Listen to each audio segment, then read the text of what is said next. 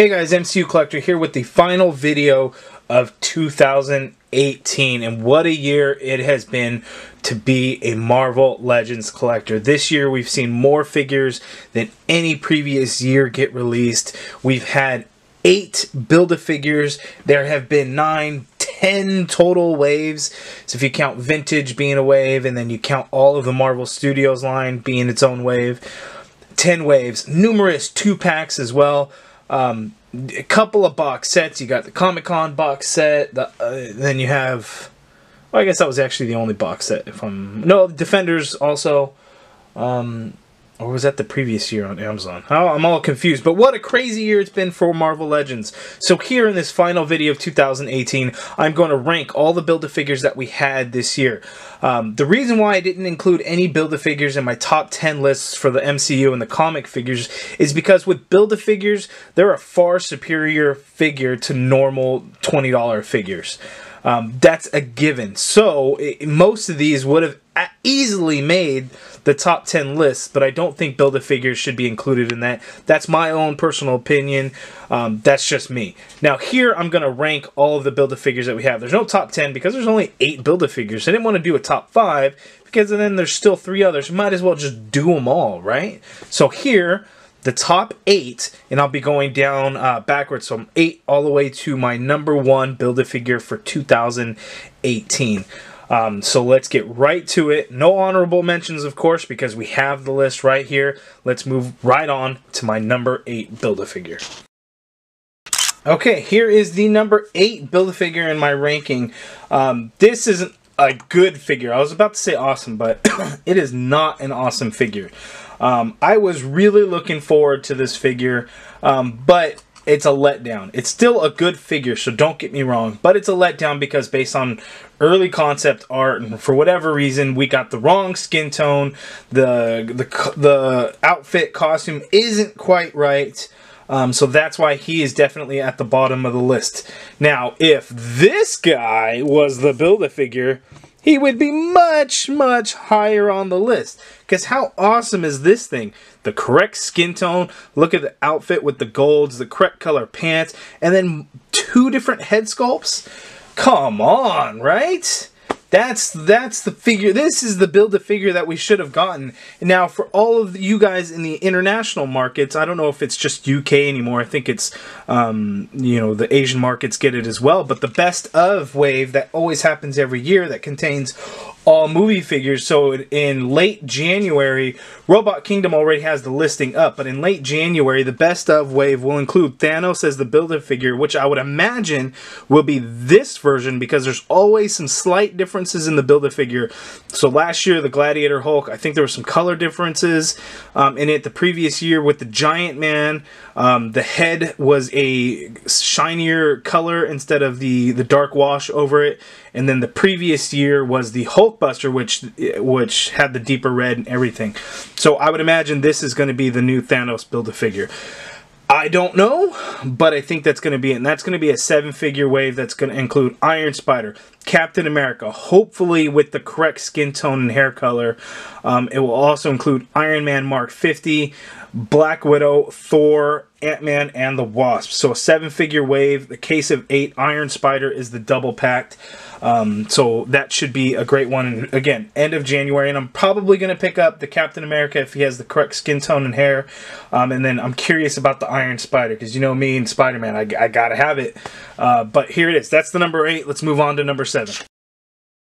Okay, the number 7. So the way I'm ranking this, it's basically a couple of different criteria. It's going to be on aesthetic appeal and character choice. Because in Build-A-Figure, when we're ranking, and there's only so many, of course, a lot of it's going to be character driven. Here on Sasquatch, not really being familiar with him at all, he really drops down towards the bottom.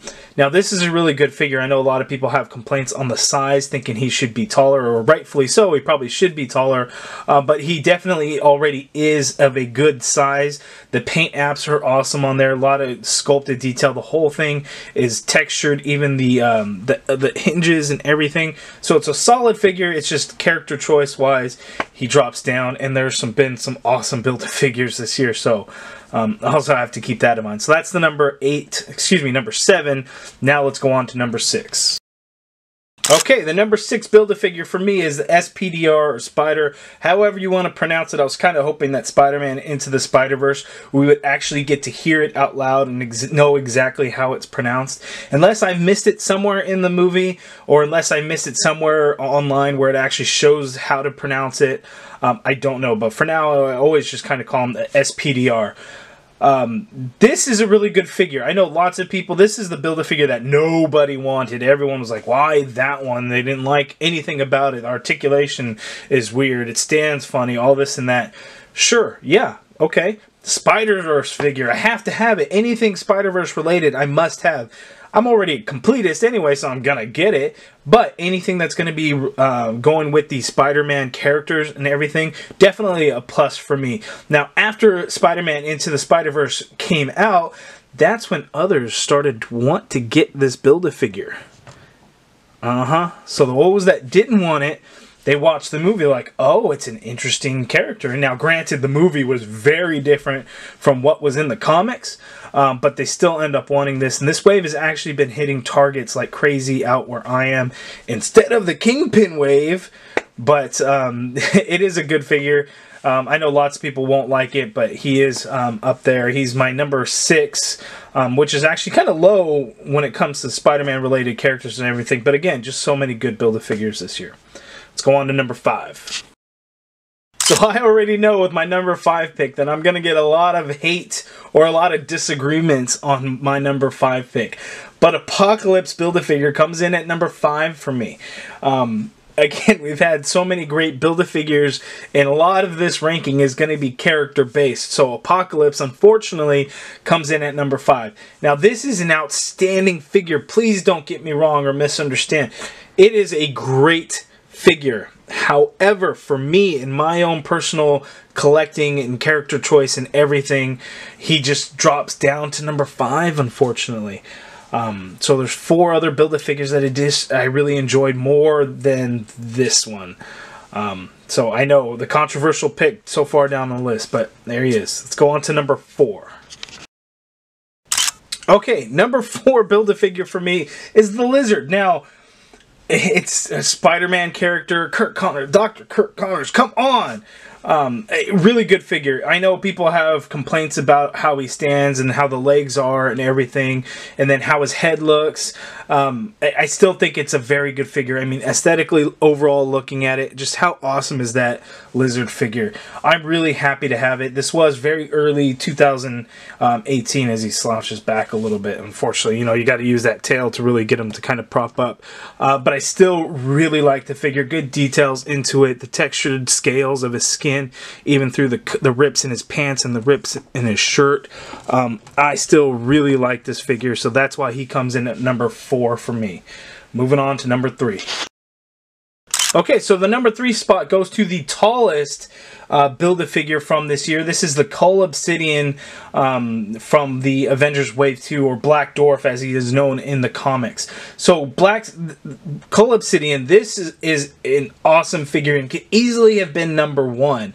The reason why he drops down to number 3 is because he is not movie accurate. So we know that early concept art is what Hasbro bases a lot of these figures on, because they have deadlines to meet, and this is the information that is given to them from Marvel and Disney. But you know, it is what it is. It happens. I would love to get a movie accurate Cull Obsidian. I will not hold my breath. But if one does get released in the future, I will be very happy, whereas I think a lot of people probably would not be. But just think, if, say, Marvel Studios, the first 10 years, or whatever they may call it, you know, starting next year, because the first 10 years isn't going to make sense. But say that line continues and we get a reissue that is movie accurate, you won't hear any complaints from me. I will be very happy to have it. But in the meantime, this is what we have. Great figure, great paint apps, great sculpt. The size of it is awesome. Just not movie accurate enough for me, so he drops down to number 3. So let's move on to the number 2 Build-A-Figure. Any guesses as to what it is going to be? Stay tuned. Here it comes. Okay, the number 2 Build-A-Figure for me is the Sauron Build-A-Figure, the Dr. Carl Lycos.